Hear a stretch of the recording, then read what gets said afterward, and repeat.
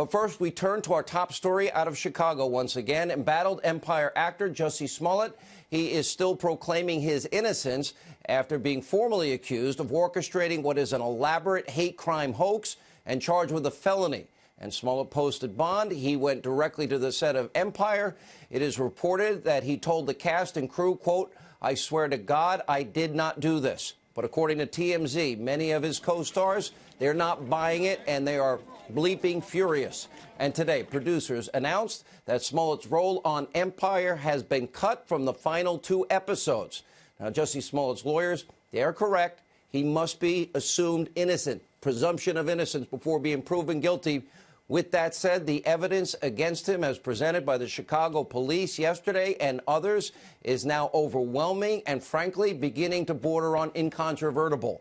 And according to prosecutors, Smollett paid these 2 brothers thousands of dollars to stage a homophobic, racist assault against the actor on the streets of Chicago using a noose, bleach, all while wearing red MAGA hats, Make America Great Again hats, and ski masks. Both of those individuals have been testifying both before the grand jury and to the police against Smollett. And as you can see right there, that video, evidence shows that pair buying the items used allegedly in the assault. Surveillance also shows the brothers' arrival at the scene of the incident.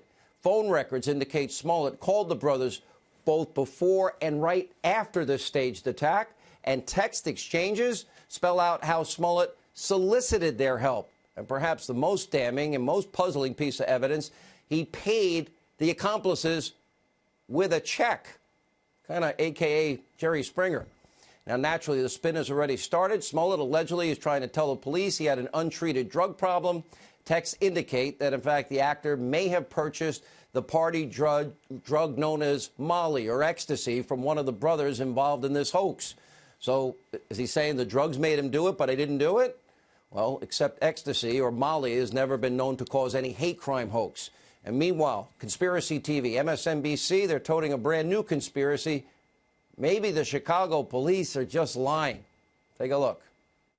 This police department did in 2016 openly, through their union, support Donald Trump. And a lot of this case has been focused on the MAGA statements. So to have a police department that hasn't been as cooperative as they have been this round, do not openly give information, do openly lie and mishold information in cases, and then to know that they are have openly supported Donald Trump in the 2016 election, a lot of activists on the ground are saying, wait, what's going on here? Who do we believe out of these 2 suspect people? Now, of course, most in the media mob, the hate Trump media mob, are coming to grips with the Smollett story the only way they know how. Blame Trump some more. Everything's Trump's fault. The dog bites, the bee stings. If you're feeling sad, it's Trump's fault. Yep. Incredibly, the hate Trump media mob has now officially lost any sense of reality in a complete state of hate Trump psychosis. Take a look.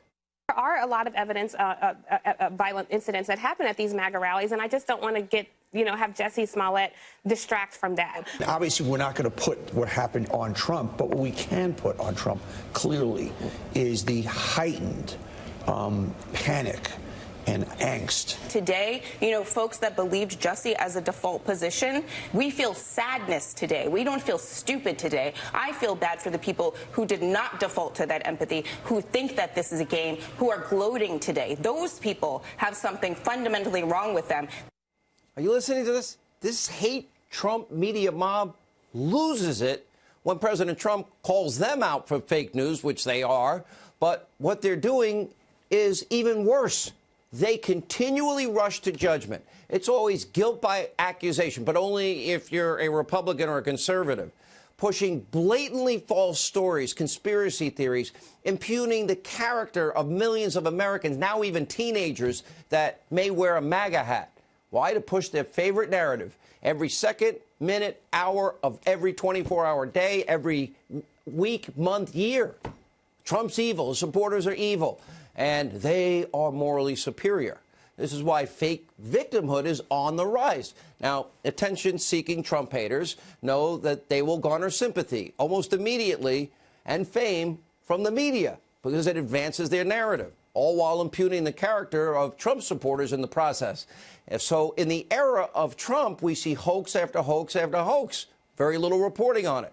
Remember racist graffiti on a building at Eastern Michigan University, staged by a former student. A woman in New York saying that, oh, a group of pro-Trump teens vandalized her car while yelling Trump 2016. Turned out she vandalized her own car. Homophobic slurs spray painted on the side of an Indiana church by the church organ player. Look at the side of your screen. Fake hate crimes are far too common in this country. And time again, this media mob and Democrats, if it fits their agenda, they buy these stories hook, line, sinker, constantly rushing to judgment. And by the way, they hold up each eventual hoax as a shining example of why Trump supporters are horrible people. And remember, we're the smelly Walmart people, the irredeemable deplorables. We cling to our God, Bibles, guns, and religion. And in doing so, they ruin the reputation and in some cases the lives of very good, honorable, decent people. And when the truth is revealed, crickets. They just move on to the next fake news story. No apologies, no accountability, no mea culpa, no nothing. This is what happened in the case of Richard Jewell. Remember, I thought it was so bad in 1996. The media mob there accused him of being the Olympic bomber. Why? Because he lived with his mother. I was on the air at the time. Richard was listening. I said, that's the most idiotic theory I've ever heard. Turns out he was a hero. But watch this. You've got Jay Leno referring to Richard as Unidoofus. The New York Post referring to him as a Rambo. The Atlanta Journal and Constitution calling him everything from a villain to a person seeking the limelight, an overzealous fool. Everybody in the world thinks that he bombed the park because of the way he's been portrayed in the media. If they could fool me, someone who's supposed to be educated and experienced in being fair and objective and reaching solid conclusions, if they could fool me, then boy, they fooled a lot of people. And as bad as it was then, it is so much worse with the media mob today. That attorney you saw is Lin Wood. He found some justice, thankfully, for his client through the civil court system. But Jewell has since passed away at a really young age. I believe, and so does Lin Wood, that the stress of all of that helped contribute to his heart condition.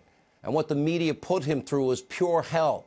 Lin Wood now representing Covington High School student Nicholas Sandmann, who was the latest victim, a 16-year-old kid now, of the mob's politically motivated anti-Trump rush to judgment. This mob, their attacks on Nicholas Sandmann were so insane, many even on fake news CNN, conspiracy TV, MSNBC, and elsewhere actually started to talk about the racist scourge of red Make America hats. Okay, a hat that says make this country great again is a trigger? What's next? Not guilty of a crime? Maybe somebody suffering from hate Trump derangement syndrome? Watch this. It has become an invitation for confrontation. Some have even referred to the hat as a modern-day version of the Confederate battle flag. The hat in some ways represents, for many of us, a kind of racial animus. The MAGA hat carries a certain connotation that provokes a conditioned reaction from many people, especially for marginalized people. Just think about the symbol of that red hat. When I see the Make America Great Again hat now, Chris, I am triggered. A red Make America Great Again hat caused me to do these things. And all these hate Trump media blaming a fake hate crime on a hat. Actually, hate crimes are going totally unreported. Where was the media hysteria over attacks where Trump supporters were punched, kicked, assaulted, harassed, stalked, all because of their political beliefs? Don Lemon, have you ever covered that? Robin Roberts? Anyone else in the hate Trump media? You talk about the rise in far left hatred or obsess about the physical attacks on people merely wearing a red MAGA hat? Why? How many of these people support Black Lives Matter? What do we want dead cops? What do we want them now? Pigs in a blanket, fry them like bacon. It doesn't fit their narrative. Those people don't seem to matter if you're a conservative and wear a Make America Great Again hat. And it's why we've seen little to no coverage of this vicious assault from earlier this week. Trump supporter, activist, brutally punched. He's trying to videotape the whole thing over his political beliefs. Now, we don't know everything what happened, but 3 witnesses confirm his story. Take a look.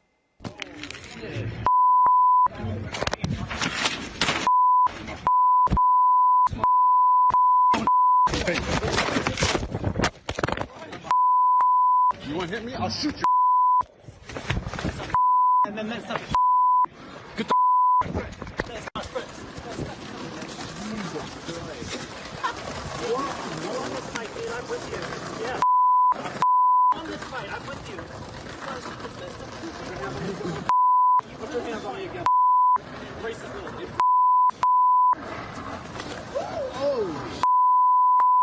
Now, Hayden Williams is the kid that just got cold-cocked in that particular video.